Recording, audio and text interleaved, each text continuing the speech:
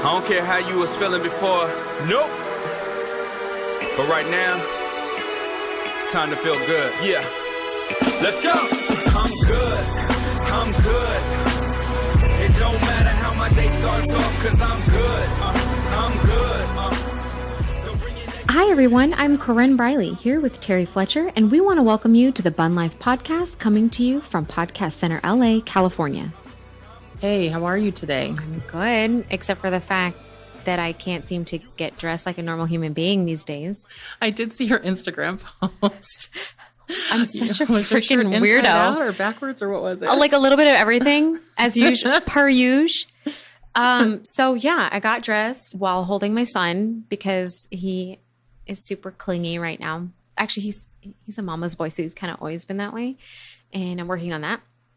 But yeah, so I'm holding him on my hip inside my so-called walk-in closet. It's Can not you walk in it? Like you literally walk into it, but your left shoulder touches the wall and your right shoulder touches your clothes. So it's like Sort of walk-in closet. Right. It's like step-in closet. Yeah. So I got him on my right hip. I'm hot because it's hot. It's hot, yes. And I'm trying to get dressed. I grab my shirt and I just put it on while holding him, which is freaking impressive. I was going to say, that's pretty cool. If I did it right. Yeah. But I didn't. So thank God I had a cardigan over it, because if I didn't, I would have been walking around looking really weird because of it's like kind of ruffly in the front and then like less ruffly in the back. But I had so the ruffly part was in the back and the non-ruffly part was in the front. So I'm at work sitting there and like fidgeting because as an auditor, you get bored. Yeah. I get it. I mean, I wouldn't say that out loud, technically. But no, there's moments where you're just like having those stare off into the sunset, but no sunset because there's no window moments. And I'm kind of like, man, what's that noise? Like, why is there crinkling noise in my neck? And then I'm kind of putting my hand towards my chest, and I was like, oh, it itches. Oh, what is it? And then, I kind of glance down and I'm like, something's in my shirt. I'm thinking there's a bug, like my June bug the other night. Ew. So it's in there.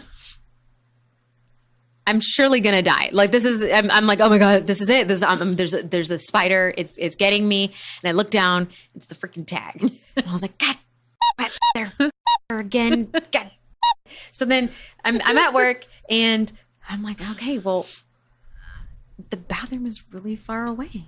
So YOLO, switched it up at my desk. That's just like too impressive. See the one-upper thing? You did it again. Yeah. Uh-huh. And actually, when I saw the small sign on your tag, I was like, could you just stop now? You did it on purpose, just so we could see that you could wear a small shirt. No, because if I really wanted to. How do you wear a small shirt? That's what I want to know. I'm 5 feet. Okay, but still you have boobs. I don't get that.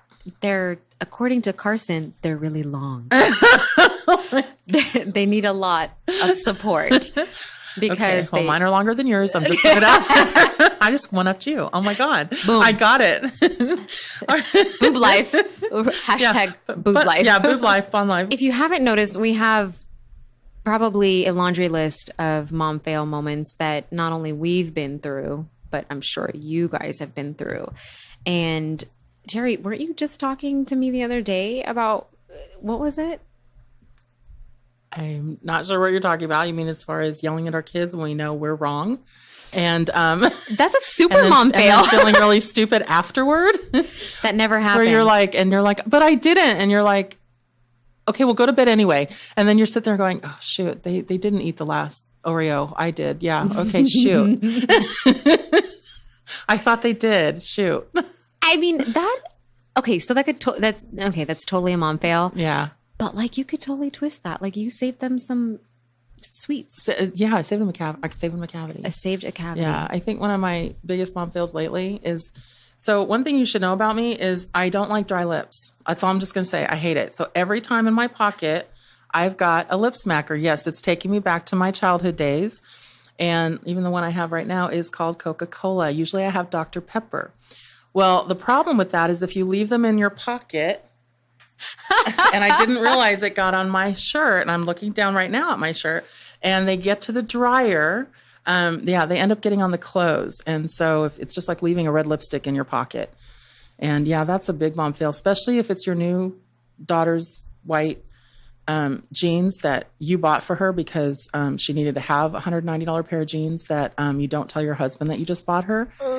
And it looks like maybe she had an accident, but it turns out it's my Dr. Pepper lip smacker. Just switch to like super vanilla. mom fail. And no OxyClean gets that out, by the way. No club soda. And there's no hack in life that I have found that gets out lip smacker. If anybody else has one, send it to us, please. We need those. So we have some, but you're pretty quick with the hacks. Yeah. So I'm kind of surprised. I'm not going to be. You're like the I know a guy, or I know a trick. I know a thing. yeah, I have not found one for lip smacker stain. Yeah, it's not good. Well,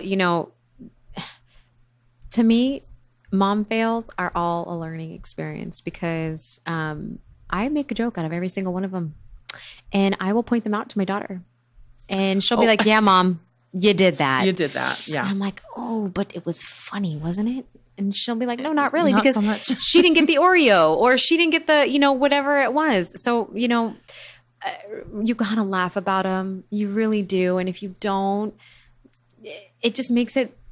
You actually, it weighs you down because we as mothers constantly are struggling with the judgments and the harshness of our peers and the people that watch our kids at daycare or school, and the judgment out there for how you feed your kid, how you dress your kid, how your kid looks, how your kid acts, How you discipline them. how you discipline them, how present you are. Yeah. I mean, being a working mom, the judgments galore. I kid you not. I have a story, and it gets me so worked up every time I tell it. So I'm going to try to keep it chill. Carson just had at the time, this was a couple of years ago, she had the stomach flu. So she was like throwing up everywhere, like from the bed to the bathroom, all across the floor. It was like projectile stomach flu.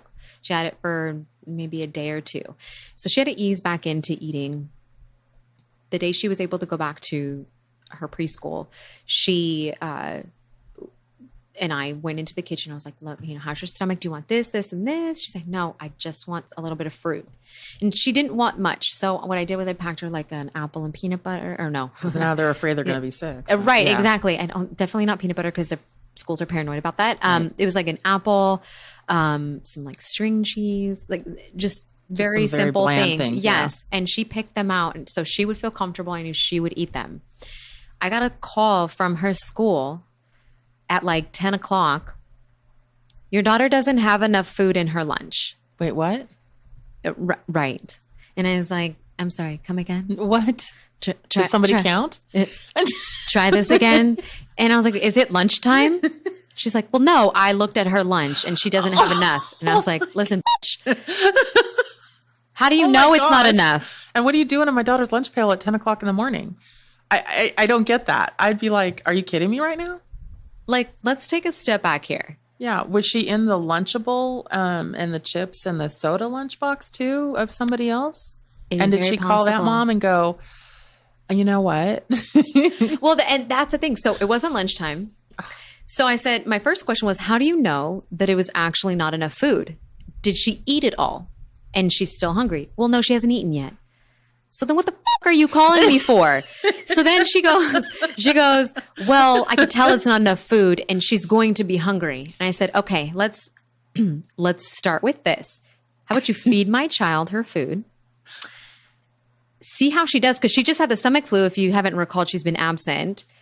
And then if she's still hungry, I'm pretty sure you guys have food there. Because I pay you for the food, so give it to her. You have taquitos in the freezer. I know you do, because you told me you did. And I'm going to need you to give her to the now.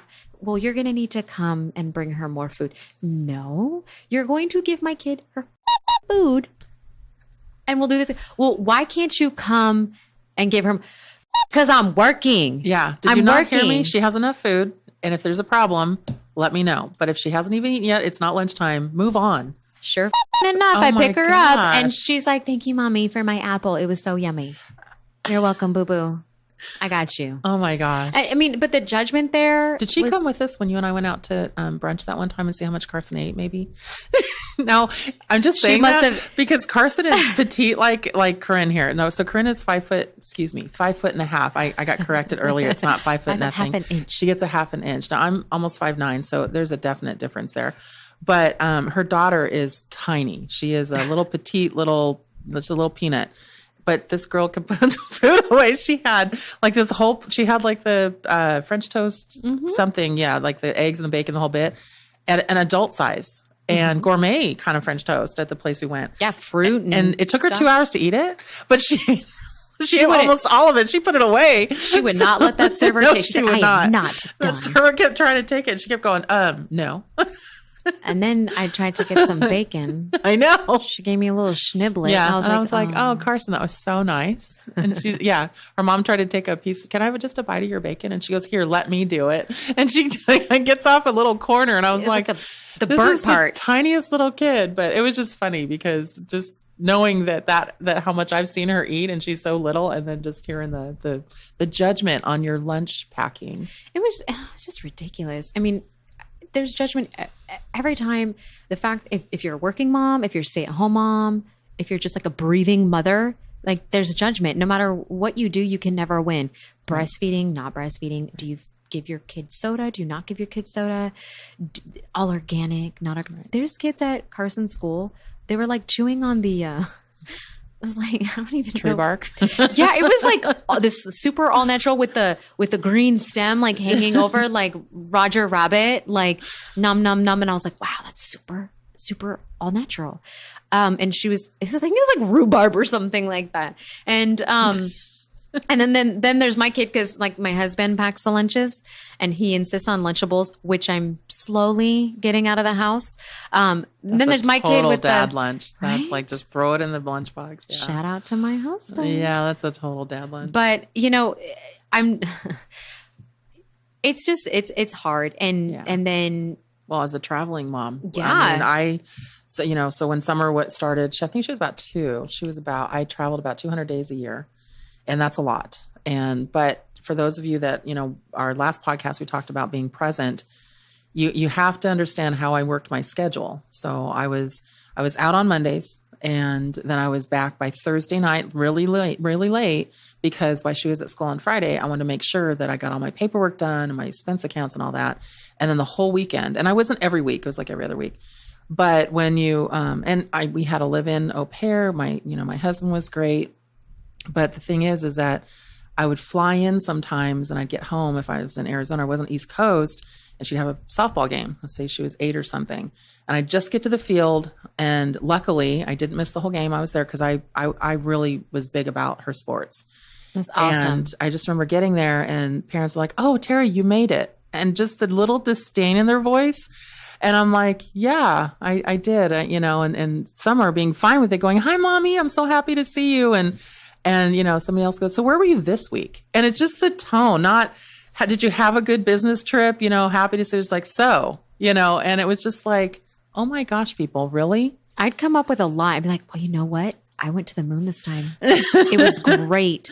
Tap danced on the craters and brought back some moon dust. Would you like some? Well, and it was always a mom and this is nothing against moms that are listening in that may not work outside the home, because I know that being a stay-at-home mom is harder, I think, in some aspects. So I don't know how you guys do it mentally.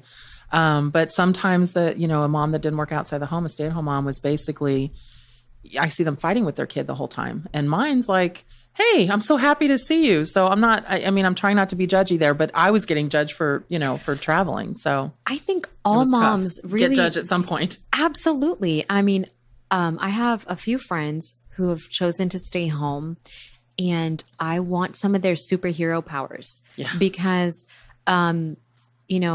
where we get judged for working, and it is so hard to balance it. It is also so hard to stay home. And, we were talking structure in our last episode, and they have to instill structure 24/7. Right. Well, and I need the adult stimulation. I don't know how moms do it without it. And not always with other moms with kids. It can't always be a play date. It always seems to be a play date. And Oh my goodness. I'm so bad. Confession, I hate play dates. Oh, no. And not because and for those moms that I've had play dates with, yes, but there are moms that I've had play dates with and I love them to death, but it doesn't take away from how exhausting they are. Yeah, they are. You clean before you have the play date and you're, doing whatever, and then you clean afterwards. Mm-hmm. I love a good play date. Don't get me wrong. Like your splash pad this past weekend. Yes. Oh my God. That was so much fun. My friend Candace met up with me with her boys, and actually she's amazing. I actually met her through my husband. She was friends with my husband first. And she has a little boy, and her youngest son, she was pregnant at the same time with when I was pregnant with my son, Dylan. We had like the same due date, basically. Oh, wow. But my son came early, so they're a few weeks apart. But funny story is that the kid is like twice the size of my son. Oh, like he's his big little, like, for sure. Anyways, yeah, we met up, and I'm friends with her, so it's a blast. We can chit chat, we can talk. We don't judge each other, and she's a stay-at-home mom. Oh, okay. And I commend her, and her husband does the same type of job that my husband does. So we have a lot to relate on, and we're the same age, and it's a great time. I have a few other friends. We have a great time. But the ones that are really awkward are the ones, like, I get notes home from Carson's school, and it'll be like, please call me. I'm so-and-so's mom. Let's do a play date. And I'm like, I don't know who they are. Carson, which one is so-and-so? Oh, it's my best friend. I'm like, but you said that so-and-so was your best friend last week. It's my new BFF, mom. Oh my gosh, Summer and I just had a conversation about this. Everybody's her best friend. Right. It never changes. I'm like, I'm your best friend. Yeah, no, yeah. Mm-hmm. So, and then some of them I hesitate because I'm like, I don't know this mom. I don't even remember who the kid is. And it's not anything negative. Well, the positive is that they like Carson.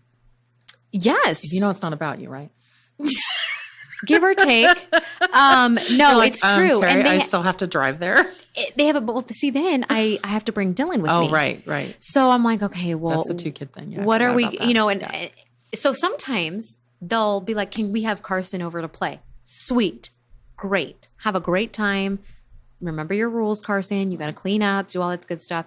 I'm all for that. But it's hard because I have Dylan with me. Yeah. And that balance. And it's hard too, because if you don't know the parent, you want to know them before you let your kid go over there. Yeah. Do they have like 20 pets? Do they, do they say, here's my pantry, feel free? I mean, go for it. Soda galore, you know? So there's definitely some issues there. It's so funny because, but then talk about judgment. So you go and you have these awkward interaction, and they're like, and you realize their entire parenting style is the complete opposite of yours. And you're like, yeah, totally. And that's all you can say. And it's hard because it's like a forced friendship or interaction or camaraderie for the sake of your kids. And I'm totally for it, but I just suck at it. Let's just be real. Like, I just really suck at it. It's hard because you're trying to be like, oh yeah, this will be great. And, you try not to judge. And it's not so much, to me, it's hard. That word is weird, judgment.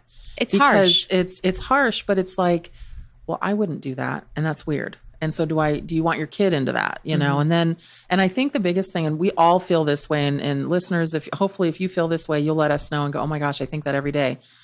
Our kids all drive us crazy. There's no question. It doesn't matter if they're 1, if they're 10, if they're 6, if they're 20, they drive us insane. But some days, don't you think, but I'm not spending time with those kids. Oh. And so as soon as you think your kid is like the worst kid on the planet, then you spend time with other people's kids and you're like, mine's not that bad.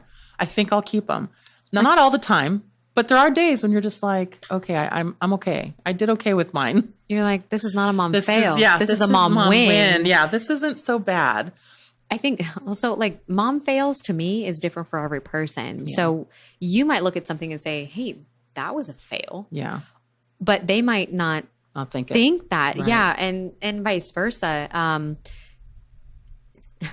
just glad that some of my mom fails are not captured. The other day, I picked up Carson from summer camp, and she's mid-sentence talking to me as I'm putting her in the car. I'm like, yeah, and I shut the door. cut her off mid-sentence, slapped the door across her face. Oh, no. She's like, Mom! My bad, boo. Try it again. I mean, like, and thank God no one captured that because that looked probably so bad. And I'm like, oh, booger, you good? Like, do you need some ice? And, so thankfully things aren't good. But when people advertise certain things on social media, I mean, I have a thing about social media right now and how it makes moms and women feel. It's tough because, like they say, a picture says 1,000 words, and you sometimes only get the haters. Yeah. You don't always get, oh my gosh, that's so cute. For every, like, that's really cute or whatever, you get 10, really? And you're just like, yeah, really. But it's hard because social media is tough. I don't have a Facebook page, anybody's wondering. I banned it a year ago and I've never been happier, but a lot of people like Facebook. I like Instagram. I think Instagram's great. I like it. I like the story that only lasts 24 hours because I'm like, maybe I didn't want that posted and it just goes away. It's poof, it's gone. Nothing ever disappears on the internet. I know. It never goes away completely. I know. It's somewhere in the cloud from what I hear. I hear about that cloud thing. I do. I just don't know what that's about. Only the iCloud. Is that, oh really? You're an iPhone. Yeah. Your husband is, so Korren met me through her husband too. He's actually a music producer of mine and helps me with some IT and content. And because I'm technically challenged, and Korren just pointed that out like big time. But you know what? I actually embrace it. I'm like, who can help me? Who can help me? And I am not the helpless female unless it comes to IT stuff. I'm like, I just can't. And actually, I think it's more, I don't want to. Why? Your brain is focused on everything else in this world, and you don't need anything. You can get help on that. I can get help on that. Well, you're allowed. Here's my mom fails. And this one, it never leaves me. Like you said, I think this is my cloud file. So kids repeat everything we say. Oh. And sometimes I'm like, oh, shoot. Well, I remember we used to go to the river, and when Summer had a break from softball, when she made All-Stars, we had this week. And we'd go with a family to the river, and it was always really hot, like it is here this week. And my one friend and I, we were always like really silly. We'd be out there at night drinking wine, be on the deck of the rental we had, and you could see, we're right there. You could see the water and everything, and the kids would just run around, and we let them run around, and it was just a great time. When we go to the river, there's kind of no rules. Everybody still goes everybody kind of went to bed all at 10. It was just everybody was okay. Time to go to bed. After being out in the water all day, we had jet skis. Yeah, the sun. They had a boat, so it was just a really fun trip we did every summer when they had this window in between sports. But I remember my friend Georgiana and I were sitting out on the deck and this one year, and I think Summer had to be 9 or 10, and the family we went to, they had a daughter same age, and so it was so hot, we called it FOT, obviously hot. And so then we were drinking a little bit too much wine. And so then we just started saying things like, my husband was bugging me at the time, so he was FOM. And then her husband was Scott. So he was also Scott. We couldn't say it. And so we kept trying to say these things. And then so Summer and Ashley came in, and they were just like, they were overhearing our conversation, but didn't know why we were saying it. So she's like, am I Fummer? And then she decided, and we were like, oh my God, yeah. And so then they decided to take what we were saying, not realizing what the F stood for, because they were young and little, and we don't curse back then. It was just cool. And then school started. And she started saying it. Apparently teachers know what that means. And I get a call. Oh my God. Summers just think she's funny today. And all the kids, their first name starts with F. Mom What's the fail. letter of the day? I'm like, oh, sorry. So I actually had to explain to her what that meant. And she's like, oh my gosh, Mommy. I'm like, yeah, sorry. What's funny is that you sounded just like her right then. Oh. Mommy. Yeah, that's sorry. It's funny. Everything comes out at school. Yeah, it does. It's Why the worst. is that? Why is that? Because It's like they feel comfortable or something. It's like, you know what? They won't tell anybody. And all of a sudden you're like, oh my God, Seriously. why didn't you bring that to their attention? Like when you think about repeating things, right? Carson went to school and was saying biatch. Oh, And she caught that from a song. Shout out to Kendrick Lamar. She heard, because my husband will play whatever in the car, and that's her time to jam out. And she's at school, and she's like, biatch, biatch, biatch, over and over and over again. I was like, oh, whose kid is that? Not mine. And we got talked to, your daughter's saying biatch at school, and we had to tell her that that's not okay. I was like, oh. Oh, well, was she singing a song? Yeah. Well, I was like, I think she was singing a song. Ma'am, Still? Mrs. Briley, that's still not That's okay. still not okay. I'm like, oh, okay, well, sorry. Yeah, well, shit, suit. They're just like, oh, okay, we see where she gets it from. I'm pretty good about filtering when I'm required to. I don't curse in front of the kids. I do when I get mad, and not. I didn't when she was little. When she was little, oh my gosh, I did not. But when she hit 18 and she pissed me off, it's just it's like natural for me. It just kept spewing out. It was like, are you effing kidding me? Are you what? And she just looked at me like, where was this ever? And surfaced. Well, what's funny is that, when you hear your kids say a curse word for the first time, you're like, I don't want to hear that. Stop cursing. And she just looks at you like, okay. Well, certain words just kind of hurt the ears when your kids say it. Yeah, it does. I think I don't know if I told you this story. I picked up Carson, and she's in the back seat, and I just did my usual. So, how was your day today, Bugs? I call her Booger, Bugs. And she goes, Mom, to be completely honest with you, it sucked. Oh, it hit me so hard. I was so glad she couldn't see me because I was facing forward. I was driving. Your mom fail moment? I don't know where she got it from. Yeah. I mean, it is very possible she heard it from me, but she goes to the age range goes up to like 12. So 12-year-old saying sucked, it makes sense. It's kind of borderline a bad thing. It's not a bad word. It's like not a 6-year-old word. It's not an appropriate word at a certain age. And just like saying like dang it or crap or things like that. And Daryl and I have had these conversations before, talking about what we feel is appropriate. And I think everyone has their take on it.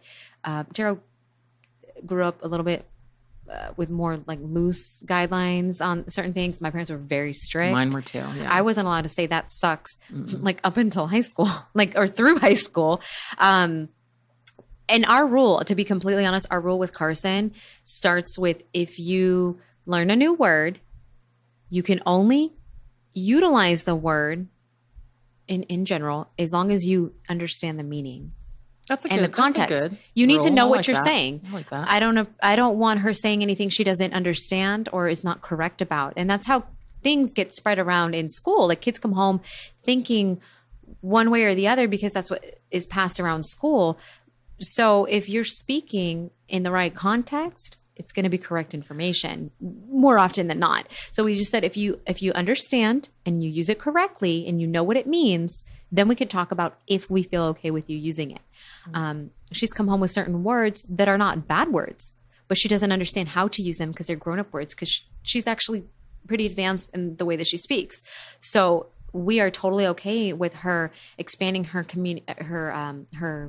vocabulary. Thank you. And as long as she understands the way to use it properly. Yeah. And you know what?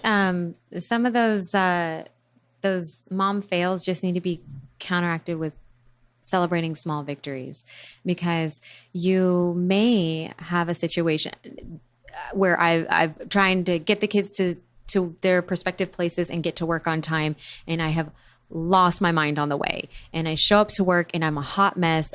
My shirt might be inside out. I might be wearing 2 different colored shoes. That has happened. My pants might be see-through. That has happened. My pants might be broken, or my bra might be broken, or my whatever. And this has all happened to me. And I'm a mess. But at the end of the day, I really try to take the opportunity to reflect on the small things that did happen throughout the day that were positive. They may not be big, but they do add up and they make a huge difference. And every day I encourage every woman out there, regardless of if you're a mom, aunt, godmother, whatever, I think every person should be celebrating small victories, because without them, you will go down this spiral, and it will play a vital role in your happiness. And as moms, as working moms, stay-at-home moms, any mom, you need to hang on to those positive things to get through to the next. It does not have to define you, that one mistake that you made. I've done it. Yeah, my small victory today, and actually had one today, and I think it's a good way to kind of close out our show today. I mentioned my daughter studying to be a high school English teacher, and she's taking her last test. She has 4 tests to take for this credential, and she has to take this last one. It's been a struggle for her. That's her 3rd try to take it. She probably won't like me saying this on the air, but it's okay. She's passed all the other 4. And I don't think she's been studying the way she's really wanted to. And we've had arguments about it. And her test is in 3 weeks. And she has to do that to get into the final, student teaching. So she comes home today, and she wasn't supposed to see friends. And again, she's an adult daughter living at home, so I'm micromanaging. But I just want her to focus. And I've been on her and on her and on her about it.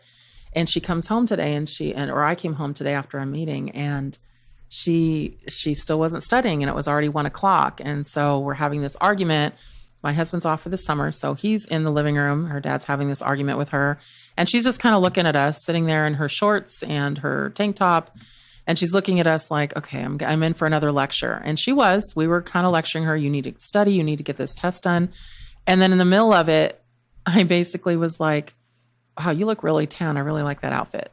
And she's like, what? And I go, you just look really, really pretty today. I go, oh my gosh, that white tank top you have on with your blue eyes. It's crazy. And this is in the middle of the argument, you guys. So she's like, thanks, Mama. And she goes, and all of a sudden I could see her shoulders relax. And she's like, you know what? You guys are right. I'm really sorry. I'm just going to get some water quick, and I'm going to go study. I'm like, okay. She goes, yeah, you're right. I should know that.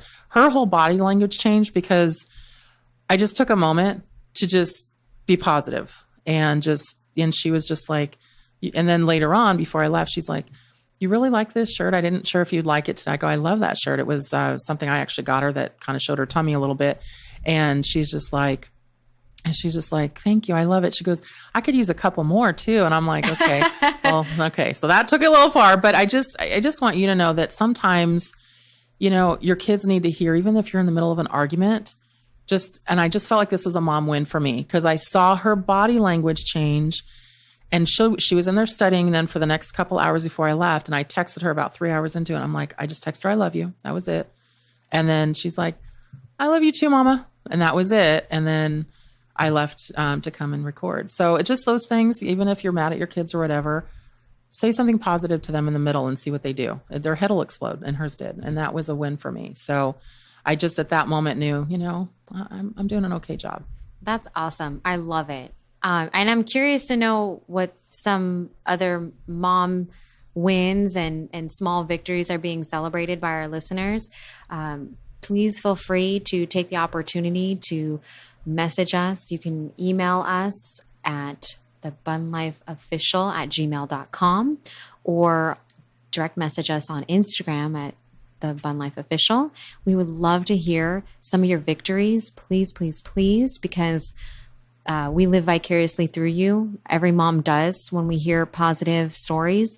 We'd also love to hear your feedback as to what you do to turn a fail into a win, for lack of better words. So thank you so much for joining us today. We truly appreciate your time.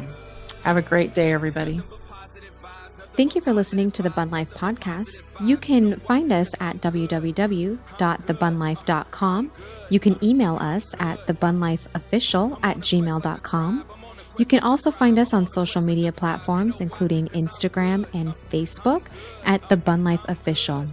You can stream our podcast on almost all platforms, including YouTube, Stitcher, iTunes, TuneIn, Google Play, as well as our website. Don't forget to rate us and leave us a review on whatever platform you listen to. Now, everyone, make it a great day. Until next time.